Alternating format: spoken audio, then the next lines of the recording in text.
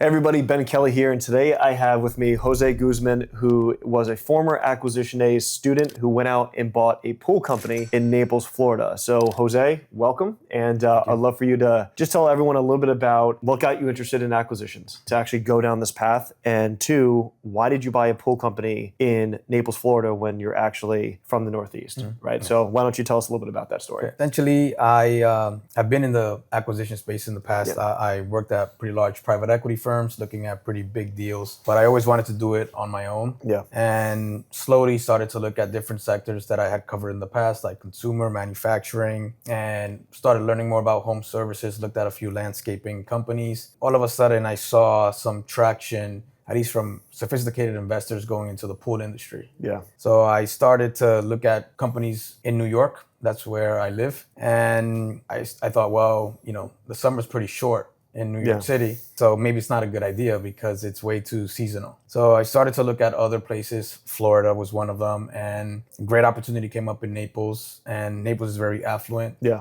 So I thought, okay, a pool is not just a luxury here. I mean, it's a need, like everyone wants a pool. And that's how I ended up looking at a pool company and acquiring this business. All right, awesome. So here we're at the job site with Jose. This is one of his projects that is going on right now, and we kind of got a little bit of a lay of the land, but Jose, kind of walk us through what is this project, what kind of pool are we actually making here, and then, how many projects like this do you actually have? Okay, great. Yeah. Well, this is a pretty sizable project for us. The house is worth around $15 million. Oh, wow. $15 million on this one? Yes. That's crazy, man. And as you can see here, I mean, you see all these wires. I mean, they're getting ready to pour the slab of the house. And in general, like we build around 50 new pools per year. 50, okay. Trying to get that number up to about 100. Wow, so you're doing 4, potentially 5 pools a month? Yes. You're going on this side, okay, gotcha. And that's just new construction. If we look at renovations and spa additions, those are other projects that we do as well. Okay, gotcha. And so this project right here, and we're gonna kind of pan the camera around and look at it. This is a spa, it looks like. Yes. With a infinity pool, I'm guessing? Well, actually, it has plexiglass. Oh, really? So Okay. it has an acrylic wall. So you could actually, be in the pool and see the rest of the water. Oh, sweet. So if we're looking, I guess, over here, you're saying this is going to be an acrylic wall right here where this gap is. And so you're going to be able to look out underwater, basically, out to the bay here. Yes. Wow, that's cool, man. And just take a wild guess at how much it would cost just to put an acrylic wall there. Just the glass. Let's see. I'm going to say $15,000. You're pretty low. Pretty low? Yeah. Okay, let me, 25K. $80,000 for that piece of glass? For that piece of glass. Installed, and they provide and they manufacture it. $80,000 for that little section. No way, man. How long ago was it that you started this journey, going down the acquisition route? Well, I started my advisory business in 2019. So I was working with, sophisticated investors like private equity firms, helping them with deal flow, but it became a little harder to kind of raise capital for those deals. So I looked at some smaller opportunities and that I could leverage the SBA to buy those companies. Yeah. So I would say about a year and a half, roughly. Gotcha, to get to that point. Okay, so now you mentioned you're in New York. You found this deal down in Naples, Florida. So you come down here, you check it out, everything looks good. Tell us some details about what that purchase ended up looking like. How did you structure the deal? Yes, well, I would say the main component that I was seeking is I wanted some good structure. Yeah. When I looked at some companies that had, a GM and everything was all set, it was pretty hard. It was pretty competitive, at least at the level that I wanted to get in. Right? I was looking at companies that had at least $1 million in EBITDA. And those are a lot more competitive. You're competing with sometimes private equity firms. So I started to look at companies that need a little bit more work. This company was essentially like a one-man army and a lot of work in terms of processes, systems, hiring. So essentially I thought with this type of business, I could definitely implement a significant amount of structure because no one wants to buy it. And given what I know, I was like, okay, you know what? It might take some effort, but I could definitely get it to that next level and eventually move on to the next opportunity. So that's how I thought of it. So this deal I was able to structure with no equity down, a pretty substantial seller note, around 35%. Nice. And essentially the seller worked out really well. I mean, he was with me for a year, pretty much trained me on how to do the job. And from there, just kind of been doing it on my own now for about 15 months. Wow. Okay, so let's go back to the structure you mentioned. So you had no equity down, right? So there was no money out of your own pocket down on the deal, Well, right? except for legal fees. Correct. Yep. So you got the diligence costs and obviously the legal fees of getting the purchase agreement, all that kind of set up. So 35% seller note. And then the rest was with SBA financing. Yes. Okay, gotcha. Now on the seller note, 35% is pretty high, right? Like that's typically sellers are not going to be giving away 35%. Typically it's going to be more like 10 or 15%. So because this company was kind of a one-man show and there were lacking a lot of the systems and processes you mentioned, was that hard to get the seller to agree to 35%? Or was he realizing like, hey, I like the price point that you're offering me, so I'm okay with the 35% because I believe in the company, but I also know it's got some hair on it and I have to work through those processes. Like, how did that end up coming to be? Well, essentially, I leveraged the bank. Yeah. I mean, the bank didn't say this, but I said, hey, given that there's so much risk and it's just you, the bank is requesting this size seller note. Yeah. So he was never engaging with the bank. Yeah. So that's how I was able to position it. But we also did say, hey, there's a lot of risk here and we still want you to be involved and connected. So, I mean, I speak to him sporadically all the time. Like I had an issue today and I called him. So he's still pretty involved and he's plugged in, but he's just kind of enjoying himself on the beach. Is he still local? Yes, he's local. Still local. Okay, yes, he's cool. local. Cool. So that's how I structured it. I mean, I did pay him I bought it for like 2.5 times EBITDA. Yep. So I didn't try to negotiate too much with the purchase price. Yeah. Hindsight, I probably could have beat him up a bit on price, but I didn't do that. Yep. And I think that probably also helps with the relationship you still have with him, right? So he probably feels that you treated him fairly. And so now, a year plus later, you can pick up the phone, call him, and he's going to try to help you out, right? Yes. So I think that's important at the end of the day to maintain a good relationship with the seller. Even if like you could have got the business for a couple $100,000 less or maybe $500,000 less, yes, that's nice. But what's also really nice is that a year and a half later, he picks up your phone and actually answers your questions. Yes. I mean, this pool is pretty sizable, and I mean, the cost for this one is around $180,000, excluding that wall. Excluding the wall. So a total all in $260K on this pool, including the wall. Yes. Man, that's incredible. So then what does the outlay of capital look like? Like, are you getting like a 50% upfront deposit to do this? Or are you basically, from start to finish, you're the revenue you're making from this job could take 6 to 9 months to get fully paid out on a deal. So what does that look like? Typically, what's the deposit look like? How does that work? Well, home builders do not like to give a deposit. No, I know. Yeah. So typically, we could get to a shell in a week. Yeah. So at least we could get the amount for the shell pretty quickly. But if it's a homeowner or any other renovation, like we usually get a deposit up front. Yeah. So at least after we do the shell, we submit our first invoice. Yeah. And we usually submit it sizable enough that it will cover the coping and tile and everything else along the way. And we could get that in 30 days after we shoot the shell. Okay, gotcha. Okay, so your cash flow cycle is not, in my mind, I was thinking 90 days plus, but really from when you're actually doing the work and taking on the cost to when you're actually getting paid, you're looking at net 30 in a sense? Depending on the builder. Depending on the builder. There's some builders who like to drag it out, but you have to be firm with them. Is this like a typical size project? I mean, this seems like $280K for a pool. No, seems pretty, substantial. Is this kind of the average pool you're doing? Or? No. The average pool, I mean, in general, is like, a small like cookie cutter 24 by 12. Yeah. Most places. This would be one of like the more complicated pools. There's some pools that we have built that are like, $500,000, $1 million. That's crazy, dude. But what does $1 million pool look like? Oh, it's massive. It's like it has like 3 pools. It's 3 pools in one.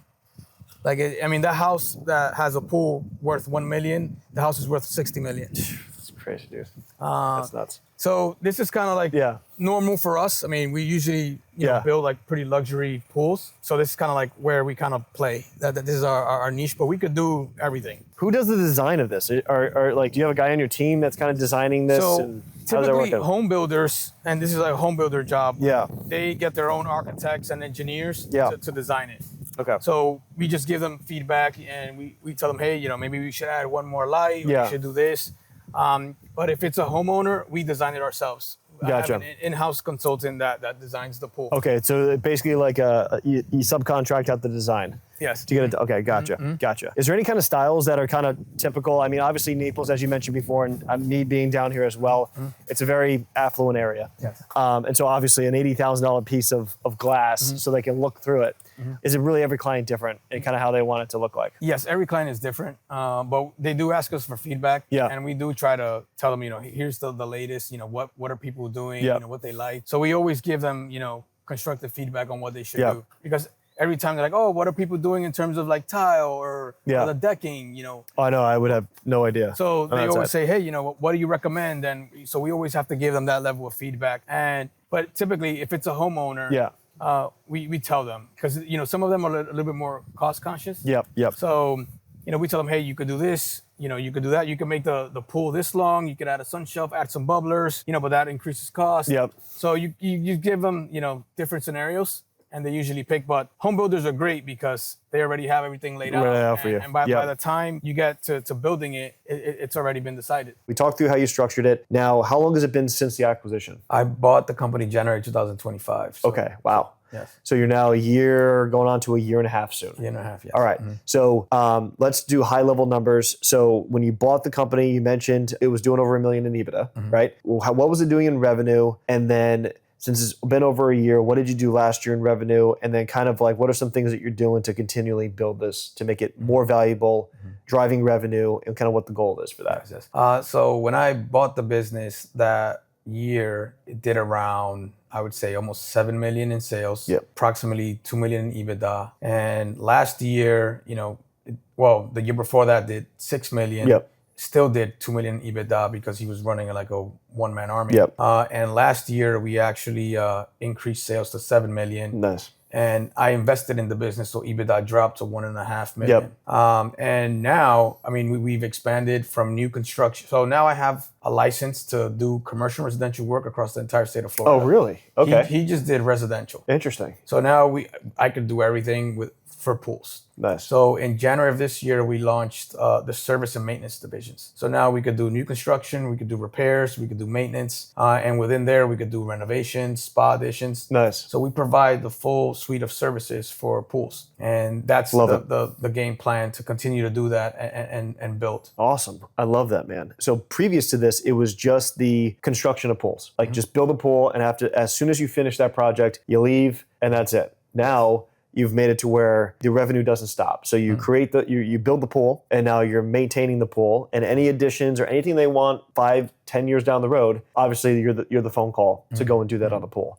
And so do you see this, like, is the goal for this to be a certain percentage of the revenue to be maintenance related? Like if you had a goal, because you started this division in January, where do you want to get that? Do you want to grow that to be, doing similar revenue as construction side, or is it something where you want to kind of just get enough to where it's maintaining overhead? Like what percentage of your revenue do you want to come from maintenance? I would like it to be around 50%. 50%, yep. I agree. And also I think you probably know this better than I do, but when you mix those two together on a multiple, your company is way more valuable when you have that maintenance, because it's recurring income, right? So it's recurring revenue.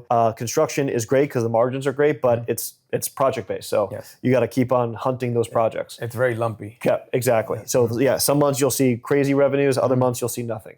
Whereas the maintenance side is just that steady eddy every single month coming in. That's awesome, man. Typically then, like we mentioned before, that you're coming on down here, you live in New York, you come on down here. How often are you actually going out to the job site? Well, not as much now. Since I have a team now that does that for me. But I do come out sporadically, especially when I have issues like today around elevations. And, people have a hard time making decisions. I have to show up and make sure that it gets done appropriately, because, people just, no one wants to take accountability. So I just have to make an executive decision. So I don't come out as often, but when things come up, I do show up, because the builders like to see you around. Dude, this is a nice sized pool. Oh, yes. Very nice. We're getting down here. It's very deep. Yeah, this is deep. Yes. And just for those of you watching us down here, like to get something that's really kind of deeper than 5 foot, is like most pools I can stand up in, right? And so this is an actual, especially being this close to the water, this is actually a fairly deep pool. That's awesome. And this is gonna be kind of, now that I'm picturing it, the glass here, it's gonna be pretty cool looking. You're gonna be looking directly out. That's gonna be awesome. So typically these more high-end homes like require like better pools. So they're always getting like very fancy with the features and what they're adding, because they want to justify the cost. Oh, yeah. Like the price of the house. It does, and especially like I have to think that, because I know down here in Naples, like a pool is kind of like not an option, especially in the higher end neighborhoods. Like you have to, because no one's going to buy a $10, $15 million home if it doesn't have a pool. It seems that as you're looking at these different types of, when you're talking about bubblers and you're talking about all these other features, in one sense, as you're mentioning, the business model is building them, but then also the maintenance side of it. Yes. So also the more fancy the pool, I'm guessing, the more the maintenance really goes on it, because obviously pieces start to not work after a while and they have to be replaced and everything else.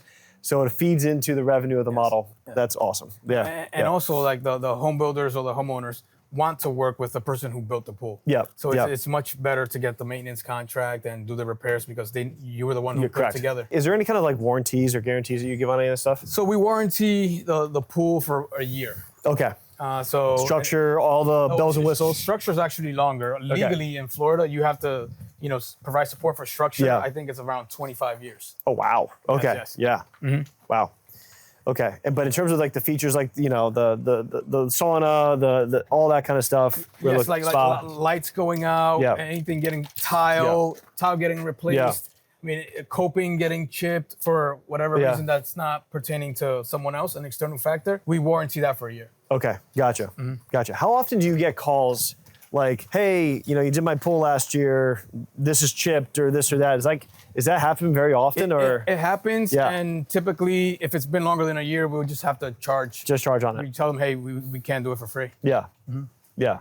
But within the warranty period of a year, how often does it happen? It depends. I would say it's too often. Yeah, it's not too often. I wouldn't think so. Last question, and we'll wrap this up. Now that you've done that, you started the division in January. Are you going to continue using acquisitions as a strategy to grow this company? You are. Okay, so tell me about that. Yeah, that's the plan. I mean, I've looked at some other pool companies in the area. Looking at trying to acquire some more routes for the maintenance side. I've also been looking in general just for other businesses that are somewhat close to pool companies. There's some interesting businesses that are like, HVAC companies, plumbing, electrical businesses in the area, concrete companies. That would be a good one. So, yeah.